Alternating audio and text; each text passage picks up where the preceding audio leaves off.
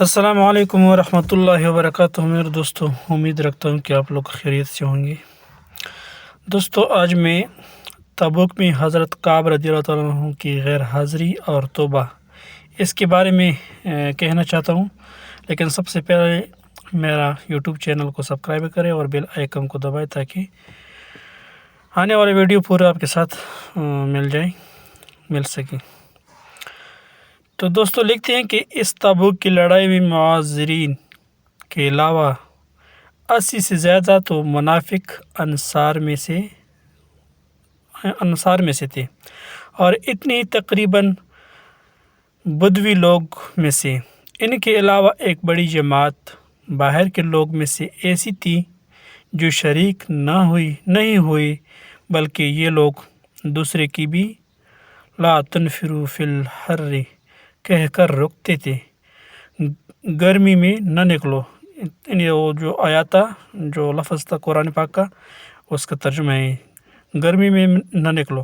حق تعالی شانہ فرماتے ہیں کہ جہنم کی آگ کی گرمی بہت سخت ہے۔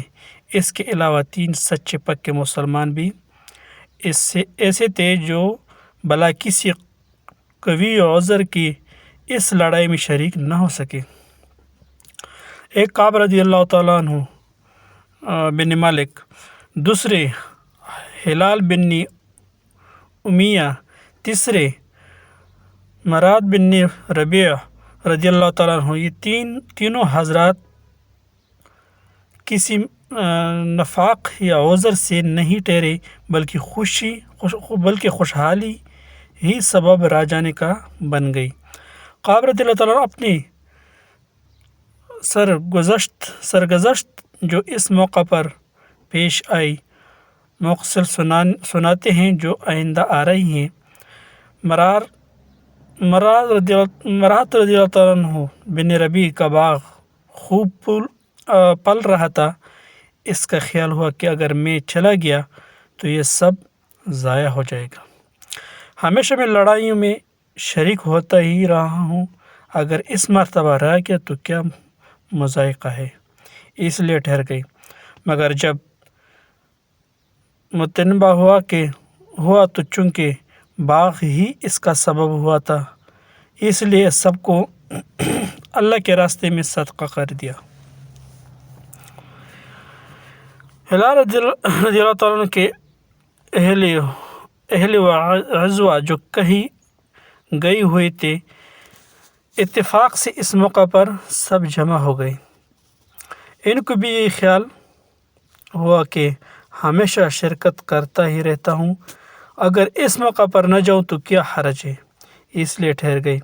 مگر متنبہ ہونے پر سب سے تعلقات منقطع کر لینے کا ارادہ کیا کہ یہ تعلقات ہی اس لڑائی میں شرکت نہ کر سکنے کا سبب ہوئے۔ حضرت کعب رضی اللہ تعالیٰ عنہ کا قصہ احادیث میں کثرت سے آتا ہے، اور اپنی سرگزشت بڑی تفصیل سے سنایا کرتے تھے، اور فرماتے ہیں کہ میں تبوک سے پہلے کسی لڑائی میں اتنا قوی و مالدار نہیں تھا جتنے کہ تبوک کے وقت۔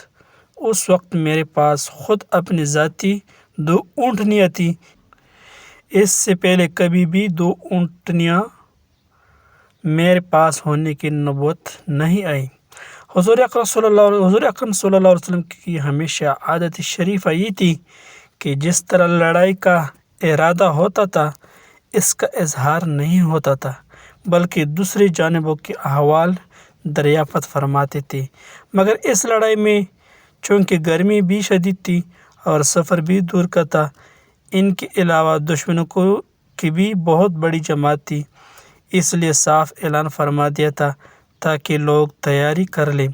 چنانچہ مسلمانوں کی اتنی بڑی جماعت حضور صلی اللہ علیہ وسلم کے ساتھ ہو گئی کہ رجسٹر میں ان کا نام بھی لکھنا دشوار تھا، اور مجمع کی کثرت کی وجہ سے کوئی شخص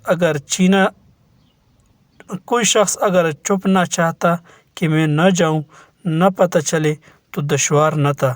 اس کے ساتھ ہی پھل پک پک رہے تھے میں بھی سامان سفر کی تیاری کا صبح ہی سے ارادہ کرتا، مگر شام ہو جاتی اور کسی قسم کی تیاری کی نوبت نہ آتی۔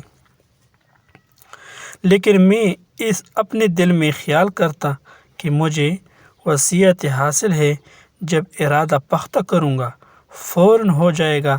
حتیٰ کہ حضور اقدس صلی اللہ علیہ وسلم روانہ بھی ہو گئے اور مسلمان آپ صلی اللہ علیہ وسلم کے ساتھ ساتھ، مگر میرا سامان سفر تیار نہ ہوا۔ پھر بھی یہی خیال تھا، پھر بھی یہی خیال رہا کہ ایک دو روز میں تیار کر کے جا ملوں گا۔ اس طرح آج کل پر ٹلتا رہا، حتیٰ کہ حضور صلی اللہ علیہ وسلم کے وہاں پہنچنے کا زمانہ تقریباً آ گیا، یعنی کہ پہنچنے کا وقت آ گیا اسی جگہ پہ۔ اس وقت میں نے کوشش بھی کی، مگر سامان نہ ہو سکا۔ اب جب میں مدینہ طیبہ میں ادھر ادھر دیکھتا ہوں تو صرف وہی لوگ ملتے ہیں جن کے اوپر نفاق کا بدنما داغ لگا ہوا تھا، یا وہ معذور تھے۔ اور حضور صلی اللہ علیہ وسلم بھی تبوک پہنچ کر دریافت فرمایا کہ کعب